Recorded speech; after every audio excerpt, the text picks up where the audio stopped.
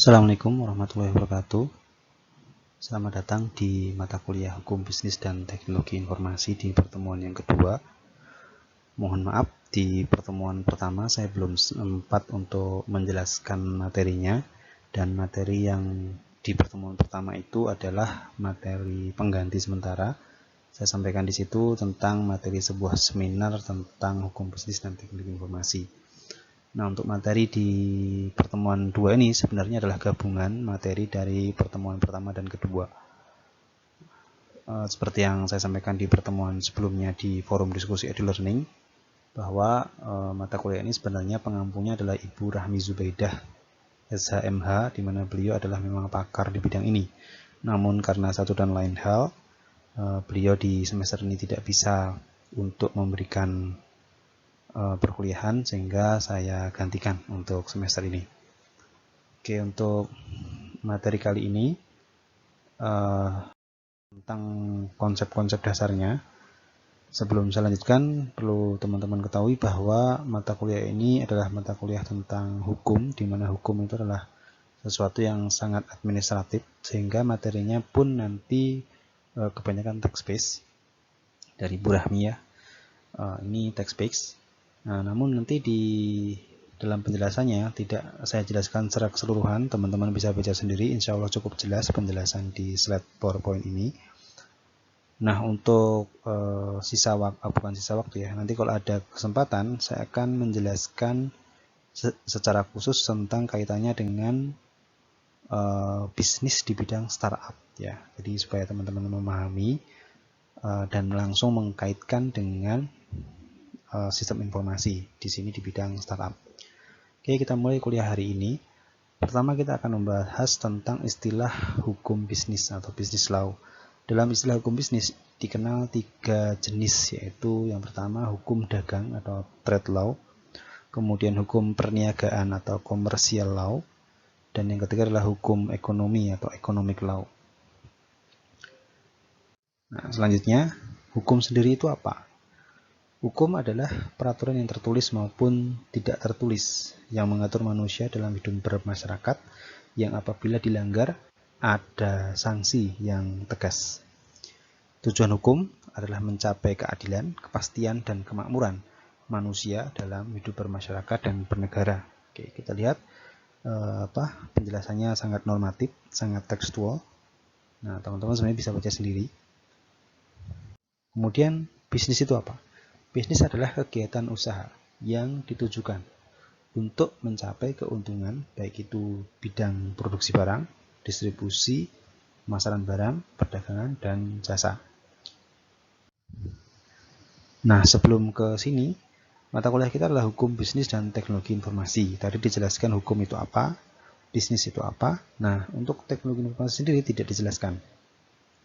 Diharapkan teman-teman sudah memahami dan bisa mengkaitkan dengan mata kuliah ini, yaitu hukum bisnis kaitannya dengan teknologi informasi.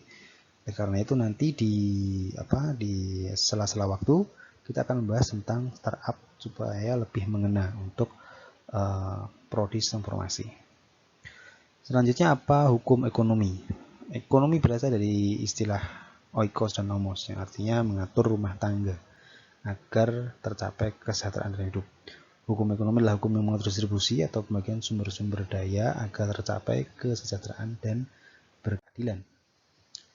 Istilah-istilah yang dikenal ya, ada hukum dagang, hukum ekonomi dan seterusnya. Hukum ekonomi dan teknologi.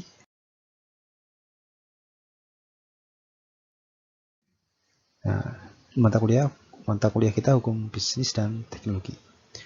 Pergeseran hukum dagang menuju ekonomi. Jadi ini ada pergeseran. Hukum dagang segala sesuatu, segala ketentuan yang langsung tidak langsung berhubungan dengan perdagangan diatur dalam KUHD ya. Namun KUHD tidak bisa mengikuti perkembangan ekonomi yang semakin cepat, kompleks, dan unpredictable. Nah, setelah itu muncul istilah hukum ekonomi yang bersifat interdisipliner, multidisipliner, dan transaksional. Nah, perkembangan hukum ekonomi ke hukum bisnis ini ada historinya, bisa dibaca sendiri melalui berbagai macam seminar dan kajian. ada perkembangan hukum ekonomi menjadi hukum bisnis. Nah, pengertian hukum bisnis ini pengertian hukum dulu tadi ya. Nah, prinsip bisnis itu rational maximizing atau mendapatkan keuntungan besar-besarnya dan efisiensi. Hukum bisnis, hukum yang mengatur perilaku dan kehidupan sektor bisnis yang substansinya dipengaruhi sistem ekonomi yang diberlakukan negara tersebut. Ruang lingkup, nah ini teman-teman perlu ketahui, walaupun ada banyak di sini disebutkan sebagian. Ada kontrak bisnis, nah ini penting. Bentuk organisasi bisnis atau badan usaha, pasar modal, ketenagakerjaan, perburuan. Ini untuk perburuan mungkin bisa dibahas di mata kuliah yang lain. Jual beli perusahaan, penanaman modal, jaminan hutang, kepailidan dan likuidasi, merger, konsolidasi, akuisisi, dan seterusnya. Oke, hakikat hukum bisnis bisa dibaca sendiri nanti. Intinya sih profit oriented gitu ya. Prinsip-prinsip bisnis, adanya kegiatan ekonomi, ada keuntungan yang menjanjikan, terpenuhnya syarat-syarat perjanjian, dan adanya jaminan dari adanya pelaksanaan bisnis, hukum, dan keamanan. Jadi fungsi hukum dan keamanan ini fungsinya adalah menjamin. Dasar diberlakukannya hukum dalam kegiatan bisnis, dasar memberi kepastian hukum, memberikan kesebandingan hukum, memberikan perlindungan hukum kepada para pihak yang terkait, dan dapat diterapkannya prinsip-prinsip penegakan hukum. Nah, harapan dunia bisnis pada hukum menciptakan kepastian dan stabilitas, mendukung efisiensi dan produktivitas, responsif, velocity, mengandung daya prediktibilitas, dan menyelesaikan sengketa secara efektif. Adam Smith ya. Aturan mengenai keberadaan dan mekanisme penyelesaian sengketa ini mungkin cukup diketahui, cukup dibaca. Ini bisa jadi referensi. Kemudian kaitan hukum bisnis internasional ini juga beberapa histori dan juga beberapa dasar tentang kaitannya hukum bisnis internasional dalam hukum bisnis Indonesia. Indonesia harus menyesuaikan semua peraturan tersebut dalam undang kita. Nah, ini lebih diperluas lagi dengan isu globalisasi. Globalisasi adalah, ya teman-teman bisa paham sendiri tanpa perlu membaca definisi. Nah, fenomenanya ada arus etnis, teknologi, keuangan, media, dan ide. Ini terus mengalir ya. Pelaku atau subjek globalisasi ya kita semua. Ada yang positif, ada yang negatif. Tadi disebutkan ada dualisme. Globalisasi di bidang ekonomi di banyak sisi, di produksi, pembiayaan, tenaga kerja, perdagangan, dan jaringan informasi. Nah, ini kaitannya dengan teknologi informasi. Dampak ada banyak juga, ekonomi, ideologi, politik, hankam, sosial. Ini teman-teman bisa merasakan sendiri ya, efek dari positif, negatif, teman-teman bisa baca sendiri nanti tentang globalisasi. Ini sama.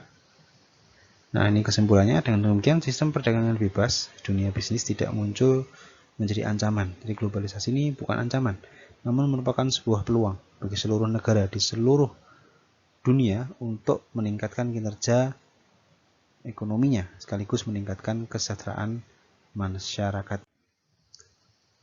Nah, bagaimana desain hukum bisnis ke depan? Perlu ada perubahan ya.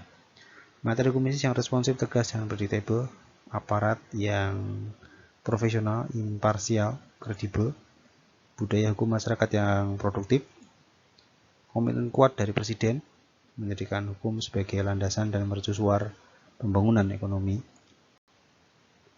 Nah, 3 syarat utama menjadikan negara makmur, kondusif, pajak, stabilitas keamanan, dan hukum yang